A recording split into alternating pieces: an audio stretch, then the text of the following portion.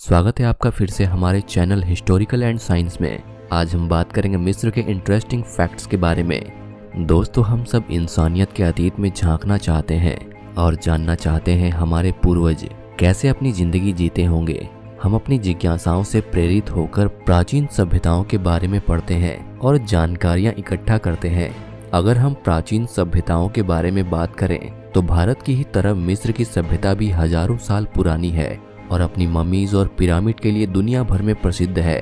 वैसे पिरामिड्स और मिस्र की छवि हमारे दिमाग में एक साथ बनती है, लेकिन ना तो सबसे ज्यादा पिरामिड इजिप्ट में है और ना ही दुनिया का सबसे बड़ा पिरामिड इजिप्ट में। दुनिया का सबसे बड़ा pyramid the great pyramid of Cholula, वहीं दुनिया में सबसे ज्यादा पिरामिड वाला देश सूडान है, ना कि इजिप्ट। सूडान में इजिप्ट से दोगुने पिरामिड हैं। पिरामिड ऑफ खुफू इजिप्ट का सबसे बड़ा पिरामिड है। आज हम आपको प्राचीन मिस्र के बारे में ऐसी बातें बताएंगे जो शायद ही आपने कभी सुना हो। प्राचीन मिस्र के लोग मौत के बाद की जिंदगी का बहुत चिंतन करते थे। उनका मानना था कि मौत जिंदगी का अंत नहीं बल्कि जीवन का एक पड़ाव है, जिसके बाद जिंदगी की एक नई शुरुआत होती है। और यही कारण था कि उनके मुर्दा शरीर की मम्मी बनाई जाती थी और उसके साथ आम दिनचर्या में काम आने वाली सारी चीज पिरामिड में रखी जाती थी। लेकिन मिस्र के हर इंसान की मम्मी नहीं बनाई जाती थी, केवल मिस्र के फिरोज और अमीर लोगों की ही मम्मी बनाई जाती थी। मिस्र के लोगों का मानना था कि पुनर्जन्म संभव तो है, पर उसके लिए मानव शरीर एक सही अवस्था में होना चाहिए, इसलिए वह शरीर को दफनाने की जगह मम्मी बनाते थे। प्राचीन मिस्र में मम्मी बनाने के लिए पहले उसके अंदरूनी अंग निकाले जाते थे। उसका दिमाग उसकी नाक से निकाला जाता था, लेकिन कभी भी दिल को नहीं निकाला जाता था, क्योंकि वे लोग दिल को आत्मा का प्रतीक मानते थे।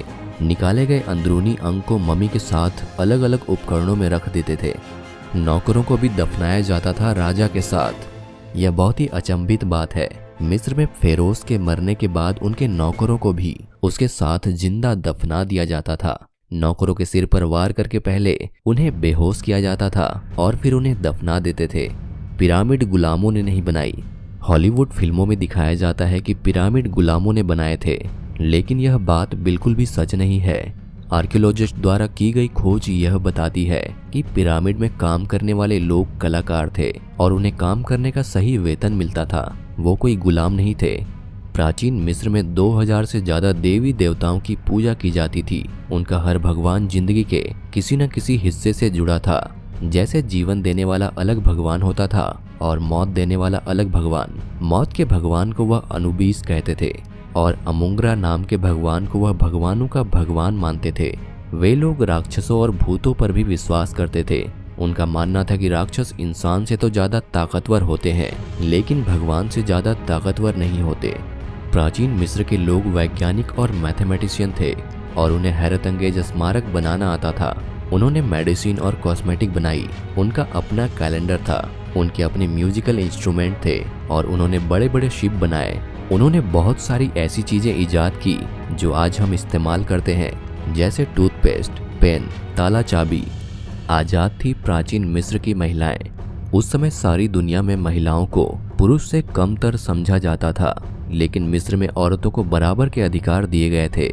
मिस्र की महिलाएं जमीन खरीद सकती थी, जज बन सकती थी और वसीयत लिख सकती थी। अगर वह घर से बाहर काम करती थी तो उन्हें आदमियों के बराबर वेतन मिलता था। वह तलाक भी दे सकती थी और दोबारा शादी भी कर सकती थी। यहाँ तक कि कई बार महिलाओं ने मिस्र के साम्राज्य को भी संभाला और मिस्र पर राज भी किया। सन 400 से 800 एडी के बीच मिस्र के ज्यादातर लोग ईसाई धर्म को मानते थे, लेकिन 10वीं एडी में मुसलमानों के हमलों के बाद बड़ी संख्या में लोगों का धर्म परिवर्तन हुआ और उन्होंने इस्लाम कबूल कर लिया। इसके बाद मिस्र की कॉप्टिक भाषा की जगह भी अरबी भाषा ने ले ली। मिस्र के वासी बालों से सख्त नफरत करते थे।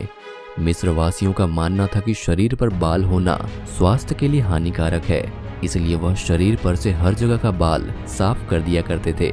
मिस्र की पेंटिंग में सिर पर जो बाल है वह असली नहीं है, बल्कि एक विग है। ये लोग विग को टोपी की तरह पहनते थे, वो भी इसलिए क्योंकि सूरज की सीधी धूप सिर पर ना पड़े। प्राचीन मिस्र में मेकअप का बहुत चलन था। जहां आज के समय में महिलाएं ही मेकअप करती हैं, वहीं प्राचीन मिस्र में पुरुषों का मेकअप करना बहुत सामान्य सी बात थी।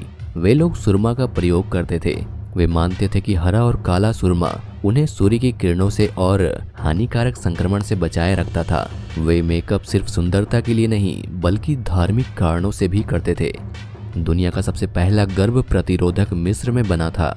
यह बात बहुत रोचक है कि गर्भाधारण से बचने के लिए प्राचीन मिस्र के लोग मिट्टी, शहद और मगरमच्छ के कुबड़ का एक मिश्रण बनाते थे।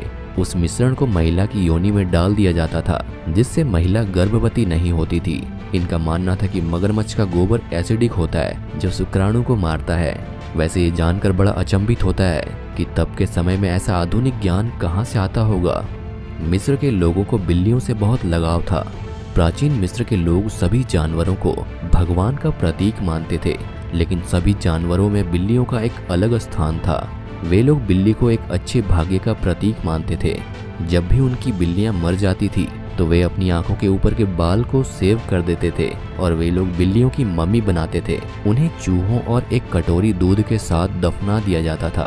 प्राचीन मिस्र के लोग मनोरंजन के लिए अलग अलग तरह के बोर्ड गेम खेलना पसंद करते थे। इन सब में से सबसे प्रसिद्ध गेम था सेनेट, जो 20 सालों तक खेला गया। इस गेम को आज के लूडो की तरह खेला जाता था। ये दुनिया के सबसे शानदार स्मारकों में से एक है। इसका सिर इंसान का है और शरीर शेर का। इसे एक बड़े से लाइमस्टोन यानी चूना पत्थर से काट कर बनाया है। इस स्मारक की नाक का गायब होना दुनिया के सबसे बड़े रहस्यों में से एक माना जाता है। कुछ लोगों का मानना है कि जब नेपोलियन ने इस पर हमला किया था तो उसके सैनिकों ने तोप से स्मारक की नाक उड़ा दी थी, लेकिन सच कोई नहीं जानता कि आखिर यह नाक टूटा कैसे। दोस्तों, ऐसे ही अमेजिंग वीडियोस देखने के लिए और हमारा मनोबल बढ़ाने के लिए हमारे चैनल को सब्सक्राइब जरूर करें। मिलते हैं अगली वीडियो में, तब तक के लिए अपना ख्याल रखें।